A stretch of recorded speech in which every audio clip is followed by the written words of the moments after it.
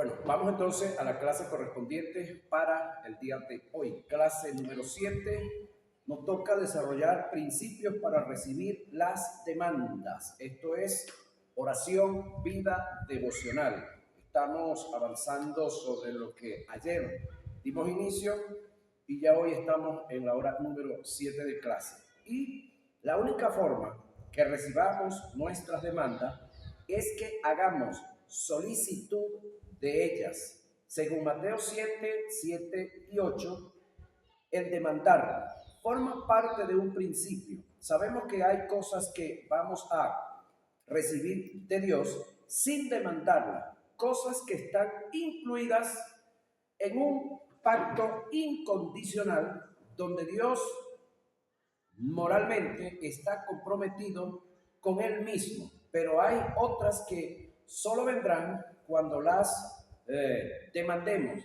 En las Escrituras está establecido este principio: pedid y se os dará, buscad y hallaréis, llamad y se os abrirá, porque todo aquel que pide recibe, y el que busca halla, y el que llama se le abrirá. Lucas 11, 9 y 10, el apóstol Santiago corrobora el principio.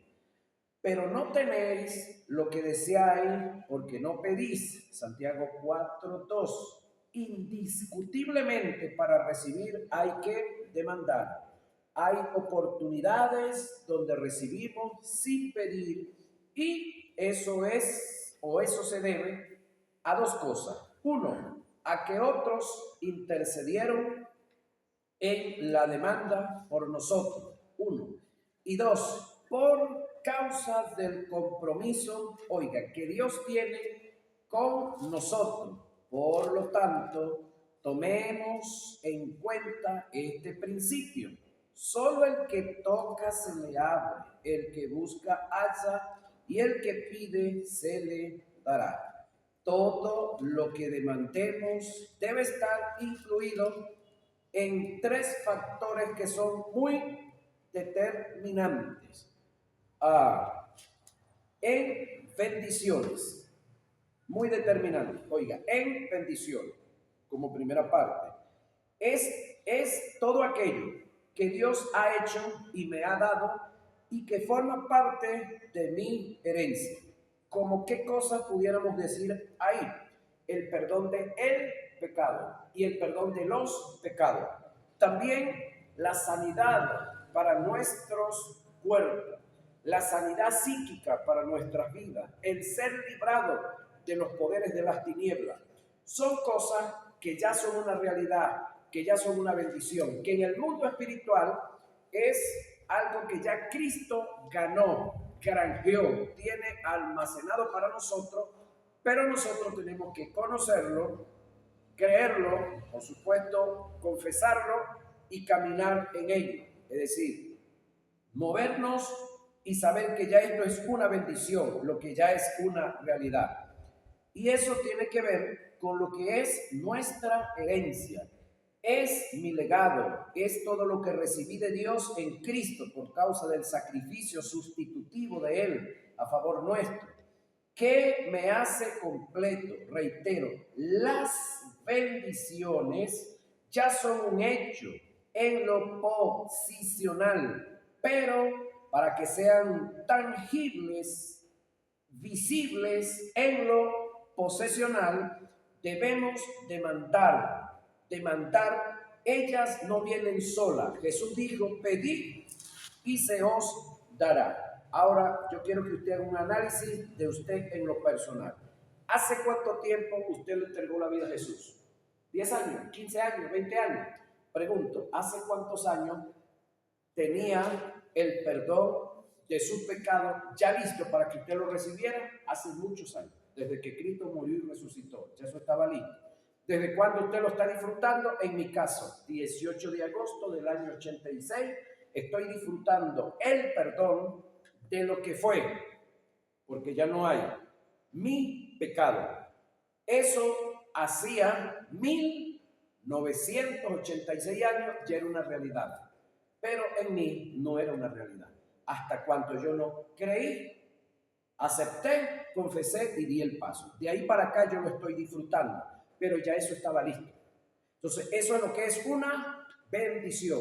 Posicionalmente era una realidad, pero en mí no lo era. Entonces, cuando yo recibí el plan de salvación, entonces ya esa verdad que posicionalmente tenía 1986 años, entonces comenzó a ser para mí una verdad en mí, en mi ser, porque ya era en el mundo espiritual. Y así es la sanidad, y así son muchas otras cosas que ya son una realidad en Cristo Jesús, pero nosotros tenemos que conocerla, tenemos que aceptarla, tenemos que confesarla y tenemos que caminar en ello. Y tenemos que permitirle, escúcheme, al que todo lo puede, que haga realidad en nosotros, en nuestra familia, en nuestro entorno, esas verdades.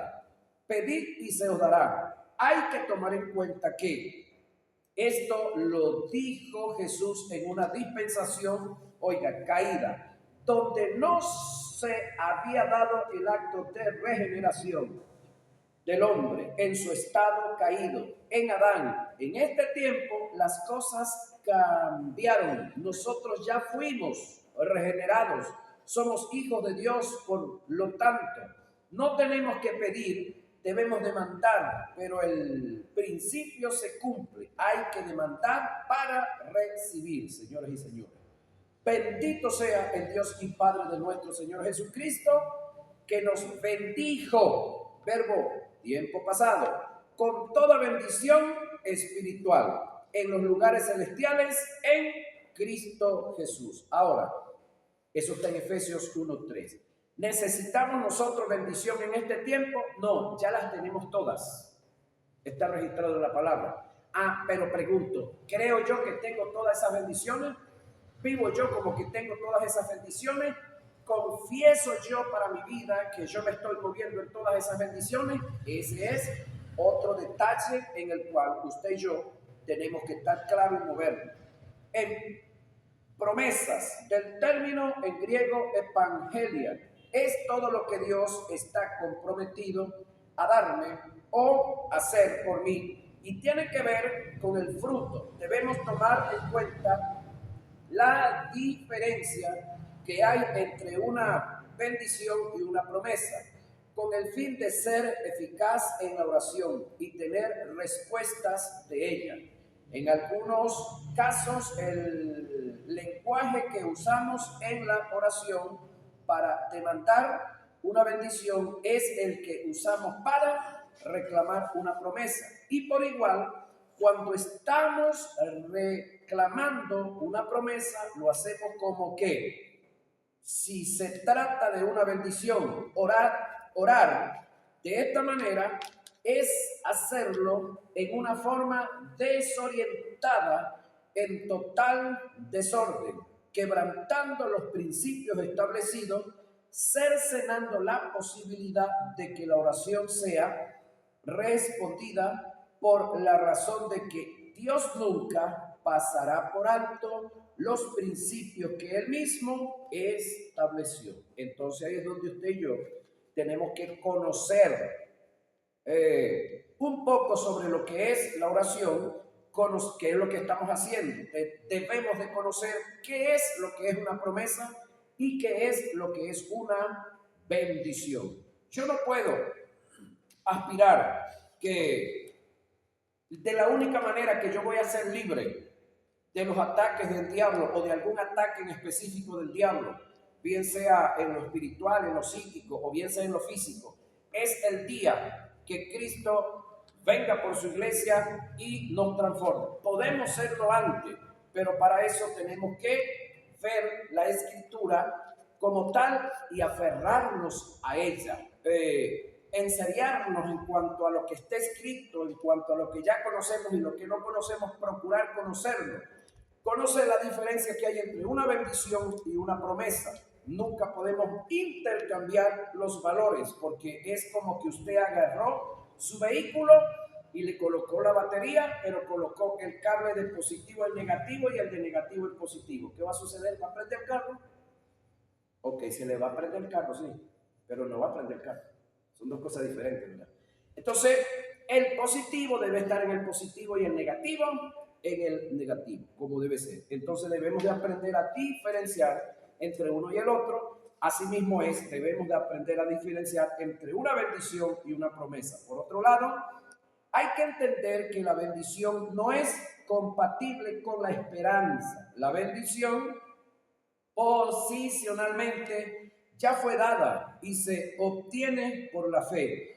Si estamos esperando que Dios nos cumpla una bendición, nunca la cumplirá. Solo debemos depositar nuestra fe en las bendiciones de Dios y a su debido tiempo, según su designio, se cumplirán posesionalmente. Pero esto es por fe, no esperanza. La única dos esperanzas que la iglesia tiene, oiga, es la venida de Cristo, hablando del arrebatamiento, por supuesto, no la segunda venida, y la bienaventuranza de la manifestación de la vida eterna en plenitud, es decir, en las dos áreas que faltan que sean cumplidas, que es nuestra alma y nuestro cuerpo, en su venida, reitero, hablando del arrebatamiento. Efesios 1, 18, 4, 4 y Tito 1, 2 y 3, 7. Ahora, la promesa en parte es compatible con la esperanza. Oiga, la promesa en parte es compatible con la esperanza, pero cuando le añade fe a la promesa, deja de ser concurrente con la esperanza, porque por la fe ya la promesa es tuya, aunque no se haya manifestado. Ese es el lenguaje de la fe. Es un título de propiedad que se te dice y afirma que lo que tú crees en fe es tuyo, aunque no lo veas, sea una bendición o una promesa. En verdades trascendentales hay una gran diferencia entre una verdad trascendental y una verdad circunstancial. Vamos a definir la circunstancial para diferenciar una de la otra. La verdad circunstancial es aquella que se dio bajo una circunstancia, en un caso específico, en un área determinada para cumplir un propósito.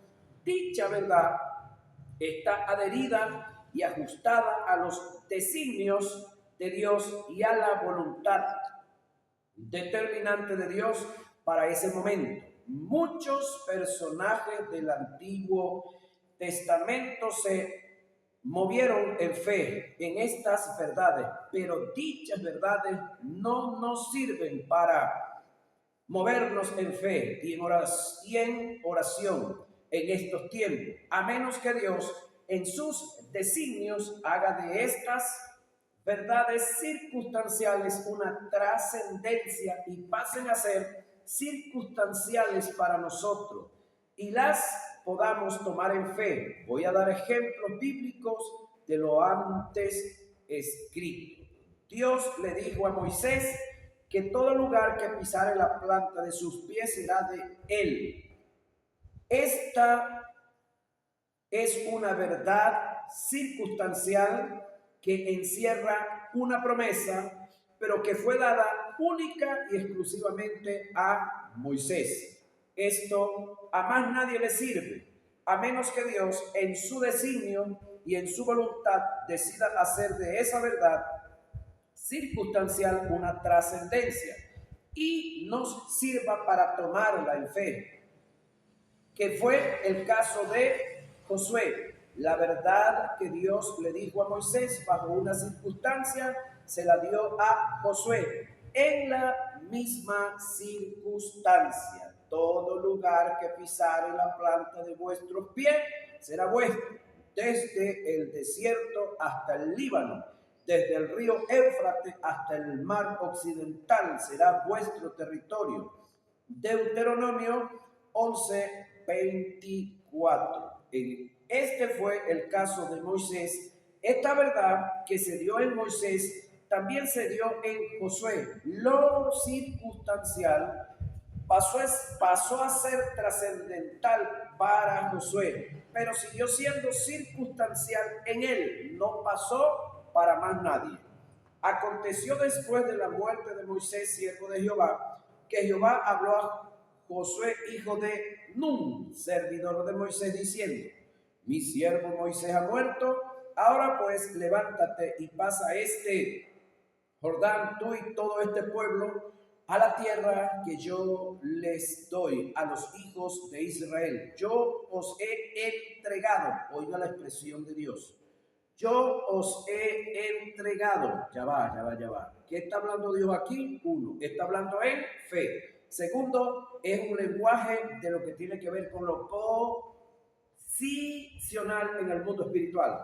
Pero posesionalmente la nación de Israel estaba en la tierra prometida. No, pero Dios está hablando en su lenguaje. ¿Cuál es el lenguaje de Dios? El lenguaje de la fe.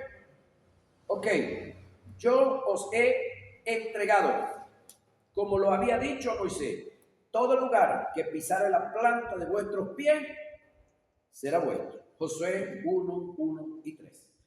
Fue a Pedro a quien Jesús le dijo que caminara sobre las aguas. En este caso fue algo que se dio, oiga, bajo una circunstancia, por lo tanto, fue una palabra específica y determinante para Pedro, la cual no debo tomar para mí y hacer de esa verdad circunstancial algo propio, porque no me va a funcionar a menos que Dios, bajo esa misma circunstancia, me dé la orden que camine sobre las aguas. El otro ejemplo es el caso registrado en Hechos 16:31 del carcelero de Filipo. Esta fue una palabra en especial para el carcelero, que no trasciende para nosotros a menos que Dios lo determine, pasando a ser esta verdad circunstancial una verdad trascendental, pero seguirá siendo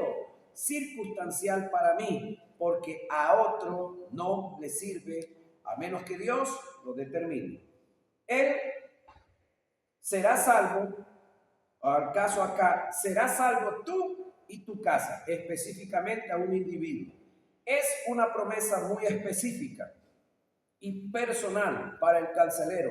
No es algo que debemos tomar para nosotros como una promesa. Si analizamos el pasaje tomando en cuenta la hilación del pensamiento, en los versos 32 al 34 se registra el cumplimiento de dichas palabras. Y sacándolos les dijo: señores, ¿qué debo hacer para ser salvo? Ellos dijeron: cree en el Señor Jesucristo y serás salvo tú y tu casa. Y le hablaron la palabra del Señor a él y a todos los que estaban en su casa. Y él, tomándolos en aquella misma hora de la noche, le lavó las heridas y enseguida se bautizó él con todo lo suyo, y llevándolos a su casa les puso la mesa y se regocijó con toda su casa de haber creído a Dios. Hechos 16:30 al 34. Esta fue una verdad circunstancial para el carcelero que no es trascendente para nosotros, a menos que Dios lo determine en una circunstancia. En conclusión, debemos tener mucho cuidado, señoras y señores, en fundamentar nuestras demandas en verdades circunstanciales que no trascienden a nosotros o a nuestros tiempos, incluyendo promesas y bendiciones que se dieron bajo una circunstancia. El motivo correcto es otra de las áreas que debemos de estar muy pendientes.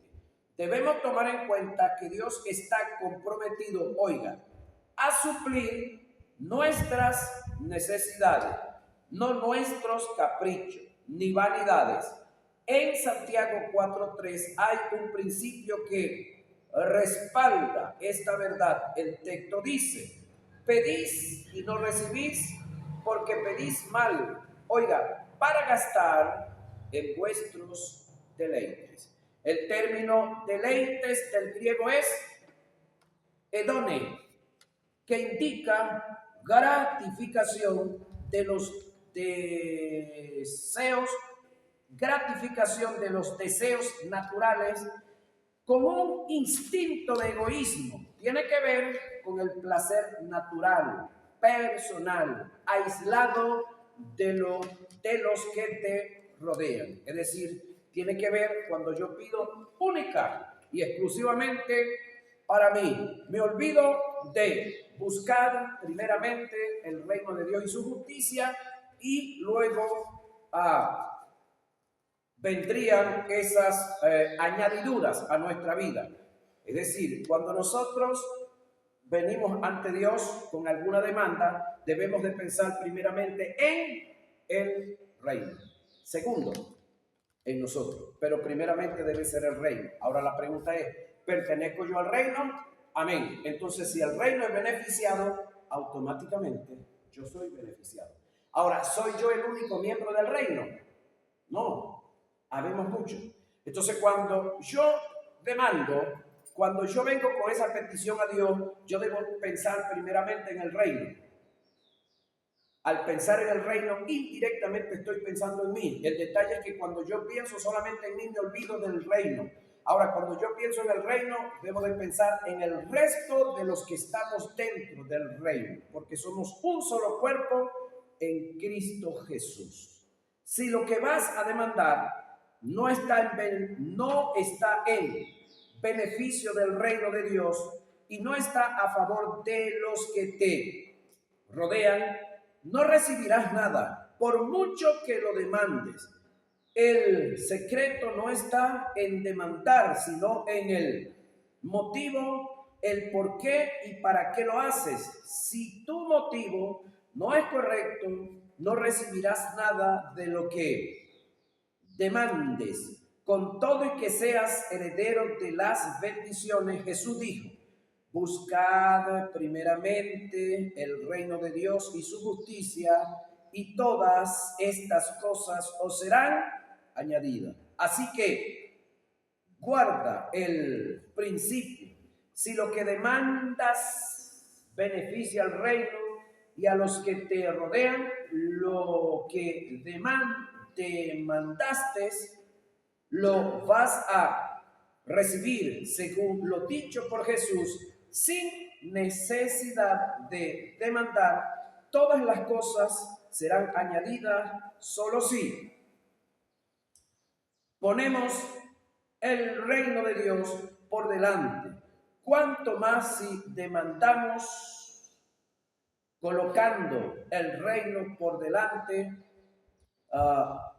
la oración tiene que ser en fe. Hablando de la oración o siguiendo en esta conversa que tenemos sobre la oración, sobre la demanda, la oración tiene que ser en fe. La fe es un principio sine qua non para recibir de Dios lo que demandamos. La Biblia está llena de referencias que lo confirman. Santiago 1:16 dice: pero pidan con fe, no dudando nada. En el verso 7 del mismo capítulo dice: no penséis, pues, quien tal haga, que recibirá cosa alguna del Señor. Es decir, los que no pidieron en fe. El término quien tal haga se refiere al que pide dudando, no en fe. El principio está establecido. Dios no promete darnos lo que simplemente pidamos, sino lo que demandemos en fe. Por tanto, os digo que todo lo que pidiereis orando, oiga, creed que lo recibiréis y os vendrá. Marcos 11:24. Podemos orar y creer y recibir, o podemos orar, dudar y seguir orando toda una vida sin recibir nada. Este es un denominador común en las oraciones de los creyentes: la duda y la incertidumbre. El simple hecho que nos sorprendamos, oiga, al ver nuestras peticiones contestadas por misericordia, se debe a que en nuestro corazón había un punto de incredulidad. El que demanda con fe se mantiene en fe hasta recibir sin asombro lo que demandó. Otro de los factores que debemos tomar en cuenta es que a Dios no lo mueven lágrimas de resignación o de impotencia, solo lo mueve la fe. No negamos que en un momento determinado Dios tenga compasión de ti y se mueva a misericordia, pero el principio de Dios es fe. En Marcos 9:22 narra un acontecimiento que corrobora lo antes dicho. Un padre trajo a su hijo ante Jesús con muchos lamentos y quizás llorando para que el maestro se compadeciera de él. Y la respuesta de Jesús hacia dicha acción fue: si puedes creer, al que cree todo le es posible. No son las lágrimas de impotencia o resignación lo que mueve a Dios, es la fe en su palabra.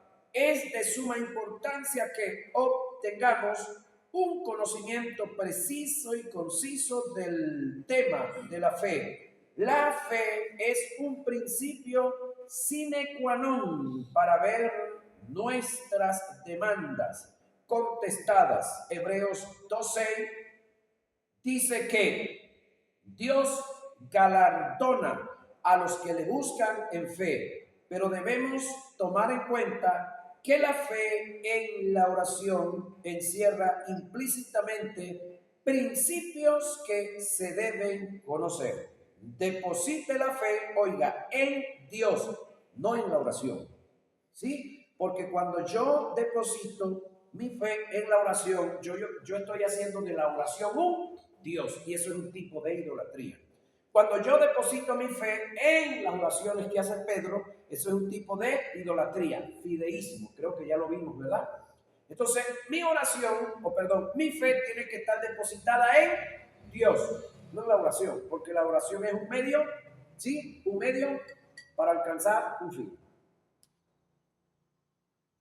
El medio aquí es el vaso, pero el objetivo, lo bueno, es lo que está dentro del agua. ¿Sí? Entonces, la oración es como este vaso. Es un medio para yo lograr saciar mi sed. Entonces, la oración, ¿quiénes la hacemos? Nosotros. ¿Cómo la hacemos? En la condición que estamos. Hay veces que oramos a Dios y no hemos pedido perdón, hemos cometido un pecado y estamos pidiéndole a Dios X cosa y estamos pidiendo en condición de pecado. Hay momentos que le pedimos a Dios y andamos tristes y estamos pidiendo ¿cómo? Triste como andamos. Hay momentos que estamos incómodos, medios molestos, medios encuaimados y entonces le oramos a Dios en esa condición. Por esa razón, la oración no es perfecta porque la hicimos nosotros. Todavía con un área, un alma y un cuerpo que no es perfecto. Entonces, por esa razón, nuestra fe no debe estar depositada en mis oraciones o en las oraciones de otros. Nuestra fe tiene que estar depositada en el único perfecto. Tiene que estar depositada en el autor y consumador de la fe. ¿Quién es ese? Ahora, es de suma importancia que obtengamos un conocimiento preciso y conciso del tema de la fe, que ya aquí dimos esa materia. Es un principio sine qua non para ver nuestras demandas constantes. ¿Sí? Ahora, debemos depositar la fe en Dios, no en la oración. La oración es un medio para alcanzar un fin, no es el fin. En una ocasión, una persona vino a mí para que orara por ella y me detuve y me detuve de hacerlo al escuchar unas expresiones que tuve que corregirle. Me dijo: maestro, vengo para que ore por mí, porque yo tengo mucha fe en sus oraciones. Le contesté: deposite su fe en Dios, Él es la fuente, yo solo soy un canal, y la oración un medio para alcanzar el fin, que es tu sanidad. Hay un punto que debemos dejar muy detallado para evitar el fideísmo, rama de la epistemología, el cual declara y afirma que la verdad tiene su fundamento en la fe, no la fe en la verdad. Bajo esta creencia surgió el fideísta, que es la persona que deposita su fe en la fe. Su creencia no está depositada, oiga, ni en la verdad ni en la razón, sino en la fe. Esto es todo lo contrario a lo que enseñan las escrituras. Es bueno haber aclarado este punto para evitar que se levanten fideístas en nuestras congregaciones, que en vez de depositar su fe en la verdad de la palabra, la depositan en la fe de ellos o en la fe de otros. Hacer eso es quitarle el lugar que le corresponde a la palabra como complemento de la fe, y es entrar en el campo de la herejía y de la apostasía. Depositar la fe en la oración de otro o en el orador es fideísmo, es tener fe en la fe de otros. Nuestra fe solo la debemos depositar en Dios. Él es el autor y consumador de la fe. La oración no hace que la fe funcione. Oiga, la oración funciona por la fe. Yo no tengo que orar para tener fe. Debo tener fe para orar, señoras y señores. Una cosa es que yo le diga a Dios en oración que me enseñe a vivir en fe, y otra es que yo le pida a Dios que me dé fe. La fe es un fruto del Espíritu que vino a estar en mí como producto del nuevo nacimiento. Ahora pregunto yo, de los que estamos aquí, ¿ya todos ustedes nacieron de nuevo? Entonces tienen fe, no tienen que estar pidiendo fe. Otra cosa, que la fe tampoco es algo que se pide que aumente. Pregunto yo, ¿será que un amigo por ahí que le dicen el semántico se levantará en la mañana y dirá a Dios, le dirá: Señor, yo quiero ser un varón, Señor, hazme ser más un varón todavía, o él es varón completo? Ajá, entonces la fe es algo que es total, que es completo. Ahora, tenerla y no saberla es otra cosa. Ahora, cuando revisamos y estudiamos el tema de la fe, creo que estamos claros que todos tenemos fe, la fe suficiente para Dios poder hacer en nosotros lo que Él quiere y sabe y puede. Cuando aquel hombre le dijo a Jesús: ayuda a mi incredulidad, el caso es muy diferente al nuestro. Son dos dispensaciones diferentes. En ese hombre no había fe de ninguna de las dos fórmulas que están en la Escritura. No había fe como fruto, ni había fe como don, pero se tuvo que manifestar en él como don para que se pudiera dar el milagro que se dio en su hijo. Ahora, la oración de fe se mide por lo sencillo que es. Por lo tanto, debemos de sacarnos ese lenguaje que muchos decimos: hermano, vamos a hacer un culto poderoso. No, no hay ningún culto poderoso, ni hay una campaña poderosa, ni hay una predicación poderosa, solamente hay un poderoso y es Dios. Amén. Ahora, nosotros hacemos una oración sencilla a un Dios poderoso. Eso es otra cosa. Es decir, que al que le estamos sirviendo es un Dios poderoso, sí, pero sin fe es imposible agradar a Dios. Podemos orar mucho, pero si no hay fe, ¿agradamos? No.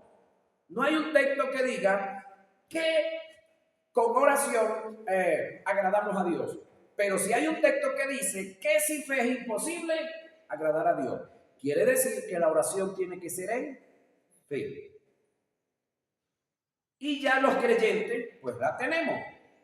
Ahora, ¿qué necesitamos los creyentes? Ciencia. ¿Qué es ciencia?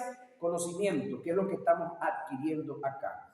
La oración de fe se mide por lo sencillo que es. Aún la oración más sencilla, cuando se hace con fe, abre las puertas para los milagros más grandes. Acuérdate que la oración más corta que un hombre hizo levantó un muerto. Y este fue el caso de Jesús y Lázaro. No ores con afán ni ansiedad. No te olvides que la fuerza y la sustancia de la oración no están en el tiempo, ni en la algarabía, ni en la verborrea, ni en el protocolo. Su eficacia consiste en tres cosas. Cosas en la fe, la sencillez y el contenido de ella. Su eficacia consiste otras cosas en la fe y la sencillez y el contenido de ella.